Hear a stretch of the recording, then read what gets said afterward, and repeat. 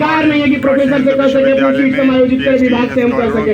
अरे तो वो सीटें किसके लिए बचा के रख रहे हैं? कई प्रोफेसर 3-3 साल से 7-7 सीटें बचा के रखे हैं, किसके लिए रखे हैं? क्या उनका लड़का जब आएगा, उनके परिवार का कोई शख्स आएगा तभी वो एडमिशन लेगा, या कोई पैसे वाला शख्स, कोई ऐसा व्यक्ति आए, कोई मंत्री का लड़का है तभी आप उसका एडमिशन लेंगे?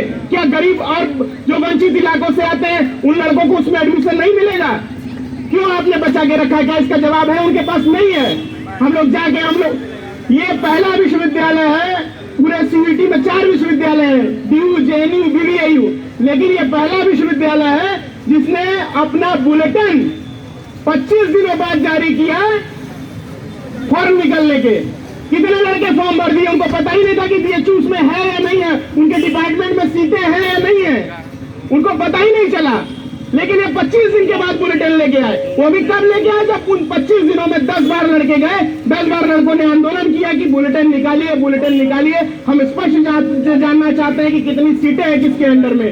तब जाकर 25वें दिन वो बुलेटिन आया, और वो बुलेटिन ऐसा आया कि न आता तो बेहतर रहता। उसमें उस बुलेटिन को अगर माना जाए तो इस विश्वविद्यालय के लगभग 90% विभागों में ST/SC कम्युनिटी को कॉलिंग नहीं होगी।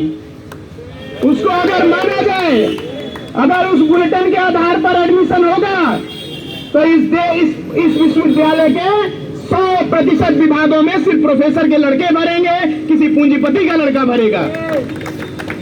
उस बुलेटिन को माना जाएगा तो कहीं भी मेरिट, कहीं भी लड़कों का परिश्रम, कहीं भी जो हम कहते हैं अवसर की समता, वो कहीं नहीं आएगी। इसीलिए उसी दिन छात्रों ने यह तय किया कि हम इस बुलेटिन को खारिज करते हैं। कुलपति जी को नियम भी बदलना होगा और अपनी जो है प्रवृत्ति भी बदलनी होगी कि छात्रों से वो नहीं मिलेंगे। ये विश्वविद्यालय का दुर्भाग्य है। ये वही विश्वविद्यालय है, महामना, आप पता करिए, महामना जब अपने अंतिम समयों में थे तो मालवीय भवन के बाहर वो एक चारपाई लगा कर लेटा करते थे कि छात्र आते थे, उनसे मिलते थे, समस्याएं और डाटा भी करते थे, बुलाया भी करते थे। एक बार उनकी तबीयत खराब हुई, चिकित्सक ने कहा आप अंदर जाइए, आप बाहर मत रहा करिए इतनी देर तक, आपकी तबीयत खराब हो जाएगी, ठंड का मौसम था। उन्होंने कहा कि नहीं, मुझे मरना मंजूर है लेकिन मैं अंदर नहीं जाऊंगा।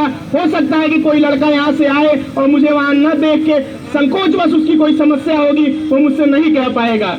हो सकता है कि कोई बगल से निकल जाए, कुछ छात्र जो है किसी गलत दिशा में जा रहा हो, मैं उसको रोक के पूछ ना पाऊं कि तुम ये ऐसा क्यों कर पा रहे हो सकता है कि किसी के मन में विचार आए कि मुझे मालवीय जी से ये कहना है और वो मुझे न देख के न कह पाए। लेकिन आज के कुलपति ऐसे हैं कि उनको चाची की दुकान पे कचौड़ी खाने की फिक्र है, लेकिन 15 दिनों से डेंगू मलेरिया से जूझ रहे छात्रों से आके बातचीत करने की फिक्र नहीं है। जिंदाबाद जिंदाबाद।